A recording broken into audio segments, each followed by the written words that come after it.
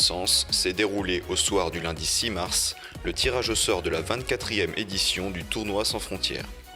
Un événement sportif majeur pour la ville et le département qui réunit des équipes de foot de jeunes de 14 ans venus du monde entier.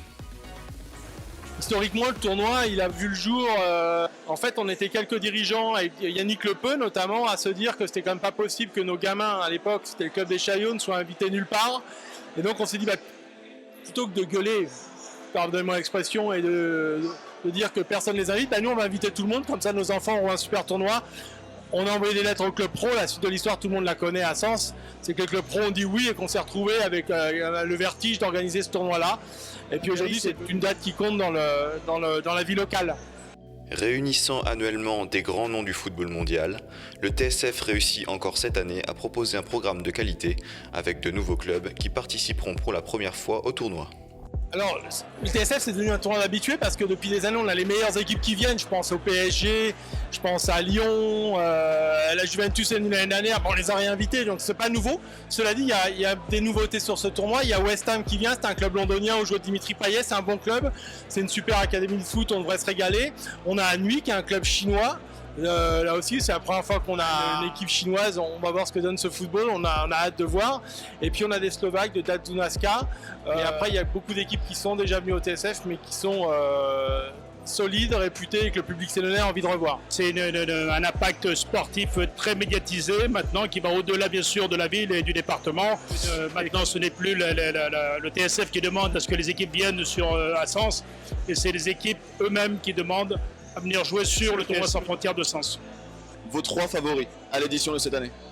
En toute objectivité, vous me demandez un truc qui est complètement casse-gueule, parce que d'une année à l'autre, on ne sait pas quelles sont ce que valent les générations, c'est pas les mêmes équipes.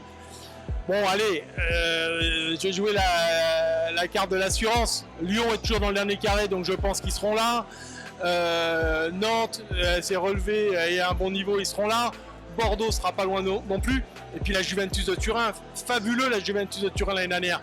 On accueille un grand nom, c'est plus qu'un grand nom qu'on a accueilli, c'était une grande équipe, un grand club. Les gens gardent un souvenir formidable de la Juventus de Turin. Moi j'aimerais bien que la Juve arrive à titre personnel à graver son nom sur notre palmarès, ce serait bien pour le TSF. Non pas un, mais 3 parrains pour cette année 2017, dont Joël Quignon, ancien arbitre international français, Hervé Penaud, journaliste à l'équipe, et Baptiste Malherbe, directeur général de la JOCR. C'est un plaisir d'être ici, c'est toujours le TSF c'est une référence dans les tournois de jeunes, par la qualité du plateau, par la qualité de l'organisation, et c'est des moments particuliers pour les jeunes joueurs, donc ça fait plaisir de les accompagner sur ce tournoi, parce que c'est des bons moments pour eux à cette tranche d'âge. On est à la limite entre le foot plaisir, on commence à être dans l'esprit de compétition, mais on garde toujours des super moments, et puis avec autant d'équipes prestigieuses et autant de continents représentés, ça va être de belles rencontres entre les jeunes. Moi je suis très fier d'avoir été choisi pour être là aujourd'hui, et puis c'est vrai que pour les enfants c'est vraiment le rêve de pouvoir disputer des compétitions de ce genre, parce que c'est le début, on se dit est-ce qu'on va arriver un peu plus loin, est-ce que ça va s'arrêter là, en plus qu'on voit le plateau évidemment, que rencontrer des équipes à la fois françaises de très haut niveau plus étrangères, ça donne encore plus envie, et puis c'est un événement pour la ville, c'est un événement pour la région, c'est peut-être le tournoi, certainement même le tournoi le plus important en France dans cette catégorie. Voire, je voudrais peut-être pas m'avancer, mais peut-être en Europe. Donc c'est vraiment un événement de très très haut niveau. Et alors, être choisi pour être là aujourd'hui, c'est un plaisir non dissimulé.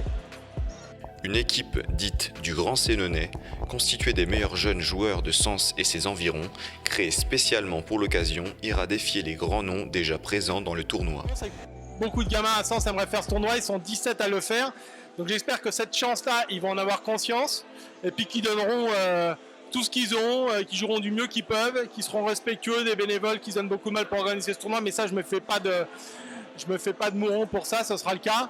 Et puis que ces gosses, dans 10 ans, quand je les croiserai dans le sens, ils auront 24 ans, certains seront installés dans la vie active, ils me croiseront et me diront que le TSF en 2017 c'était un super souvenir pour eux. Le Grand Sénonais affrontera directement l'équipe de la Juventus pendant les phases de groupe.